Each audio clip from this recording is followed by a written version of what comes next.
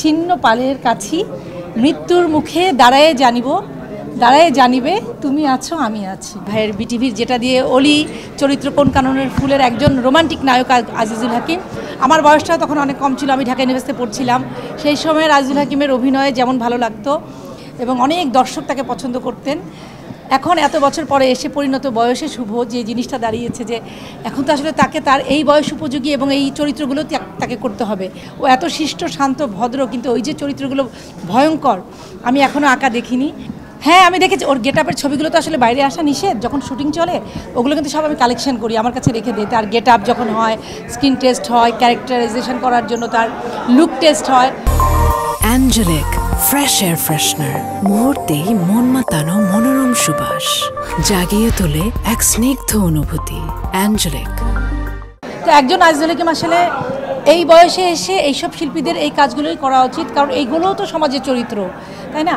তো আমার কাছে আজকে যে ব্যাপারটা শুরুতে বলা হয়নি, যে আজকে আমাদেরকে যে অ্যাওয়ার্ডটি দেওয়া হলো, বলা হলো আমরা সুখে আছি, আমরা একটা আইডল কাপল বা আইকনিক কাপল, আমাদেরকে সেলিব্রিটি সাকসেসফুল কাপল অ্যাওয়ার্ড দেওয়া হলো। এটা সত্যি যে জীবনটাও কিন্তু একটা সংগ্রাম, একটা যুদ্ধ। পরিবারকেও টিকিয়ে রাখার জন্য অনেক ধরনের স্ট্রাগলের মধ্যে দিয়ে যেতে হয়। সেটা পজিটিভ আমি বলবো সবটাই, কারণ অনেক কাজ থাকে, অনেক চ্যালেঞ্জেস থাকে ফ্যামিলিতেও, কাজের ক্ষেত্রেও।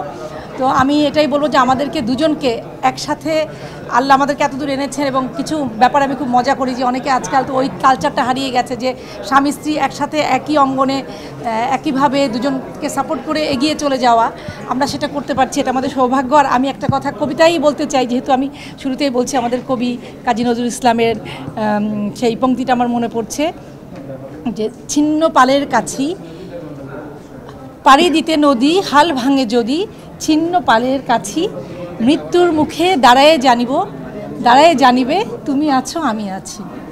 না, আসলে শব্দ পরিবর্তন হচ্ছে, ভাইরাল শব্দটা এখন হচ্ছে। ভাইরাল মানে হচ্ছে যে কোনো একটা জিনিস দর্শকদের ভাইরাল মানে জনপ্রিয় নয়, মানে প্রচলিত হয়ে যাওয়া। তো এরকম আমরা যখন কাজ করেছি সেই সময় দেখা গেছে অনেক চরিত্রের কিছু সংলাপ সেটাও কিন্তু দর্শকদের মুখে মুখে আসছে। সেটাকে হয়তো আমরা তখন ভাইরাল বলিনি, কিন্তু অন্য শব্দ অন্যভাবে হয়তো আমরা জনশ্রুতিতে চলে আসছে।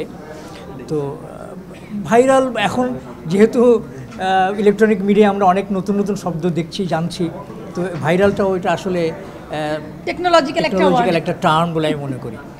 আচ্ছা, আমি আঁকা প্রসঙ্গে ভিকির সম্পর্কে দু একটা কথা বলতে চাই। ভিকি আমার খুব পছন্দের একজন পরিচালক। প্রথম ও আমাকে যখন রেড ড্রাম একটা ওয়েব ফিল্মে যখন আমাকে এসে কাস্ট করে, যে চরিত্রটি আমাকে ডাইরেক্টলি নেগেটিভ ক্যারেক্টার, তা আমি প্রশ্ন করেছিলাম যে তুমি আমাকে নেগেটিভ ক্যারেক্টারে কেন পছন্দ করো? তো ও যে উত্তরটি দিয়েছে সেটা হলো যে আমার যে ইমেজ, সেই ইমেজটাকে সে ভেঙে একটা দর্শকদের সামনে ভিন্ন একটা ইমেজের আমাকে উপস্থাপন করতে চায়। যে সেটা বলছে যে আমি দেখতে চাই যে শান্তশিষ্ট আজিজুল হাকিমকে কীভাবে একটু ভিন্ন, একটু রাগী এবং একটা নেগেটিভ ক্যারেক্টারের দর্শকরা কীভাবে পছন্দ করে। আর চরিত্রটা আমার কাছে খুব ভালো লেগেছিল। সেই রেড ড্রাম থেকে শুরু করে ভিকির যতগুলো মানে সিরিয়াল হয়েছে, আমি এর পরপরই কয়েকটা কাজ করেছি। রেড ড্রামের পরে কাজ করেছি দি সাইলেন্স, তারপরে আরারাত, আর খুব লেটেস্ট এখন চলছে আঁকা। আমি ভিকির যে কাজ, তার যে আমি কাজ করতে গিয়ে আমার মনে হয়েছে যে সে আসলে আনকম্প্রোমাইজিং একটা ছেলে। সে ডিরেক্টরিয়াল কাজগুলোকে সে তার মতো করে তৈরি করে এবং সে যেটা বিশ্বাস করে সেটিকে দর্শকদের সামনে উপস্থাপন করার চেষ্টা করে।